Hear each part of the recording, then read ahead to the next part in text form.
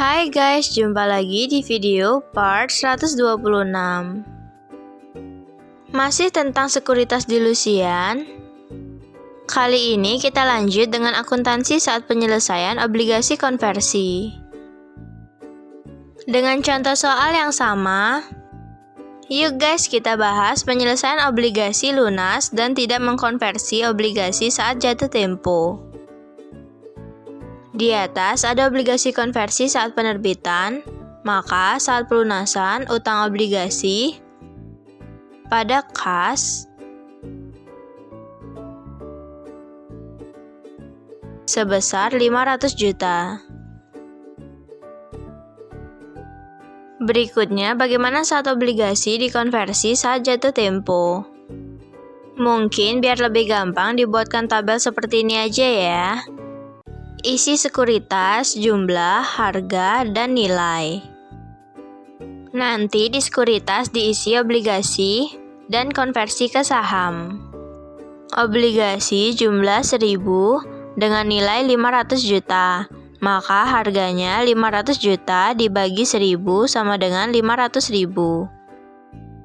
Konversi obligasi kan diketahui setiap satu obligasi bisa dikonversi dengan 100 saham. Maka karena punya 1000 obligasi dikalikan saja dengan 100, hasilnya 100.000. Harga 500, maka nilainya 100.000 dikali 500 sama dengan 50 juta. Jadi jurnal penyelesaiannya Agio Saham Ekuitas Konversi 388966513, utang obligasi 500 juta, pada modal saham biasa 50 juta. Dan Agio Saham biasa 38 juta sekian ditambah 500 juta dikurangi 50 juta. Lalu bagaimana bila obligasi konversi sebelum jatuh tempo?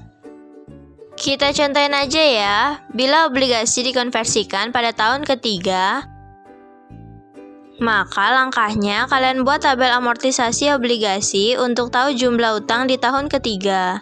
Lalu tentukan nilai Agio Saham Ekuitas Konversi, nilai saham, dan Agio Saham biasa. Setelah semua diketahui, baru kalian buat jurnalnya. Bunyinya Agio Saham Ekuitas Konversi dan utang obligasi pada saham biasa dan Agio Saham biasa. Oke guys, sekarang mari kita coba latihan ya.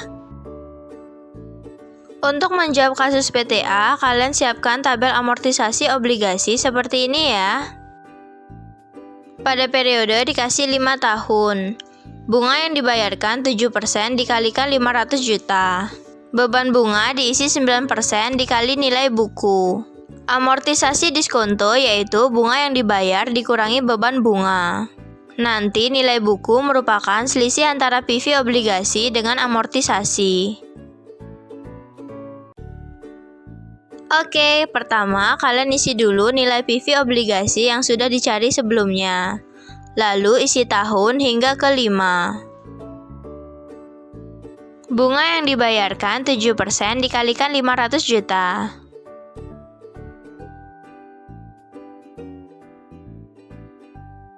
Beban bunga diisi 9% dikali nilai buku. Amortisasi diskonto bunga yang dibayar dikurangi beban bunga. Nilai akhir harus sama dengan nilai utang obligasi yaitu 500 juta.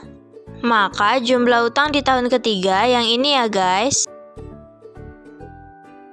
Jadi simpulannya utang obligasi tahun ketiga 482408888. Jumlah Agio Saham Ekuitas Konversi 388966513 dan modal saham 50 juta. Sehingga jurnalnya bisa dicatat Agio Saham Ekuitas Konversi 388966513. Utang obligasi 482408888. Pada saham biasa 50 juta. Dan Agio Saham biasa 38 juta ditambah utang obligasi tahun ketiga dikurangi 50 juta, hasilnya 471.305.401. Untuk video berikutnya, part 127, aku akan lanjutkan bahas laba per saham. Ditunggu ya guys.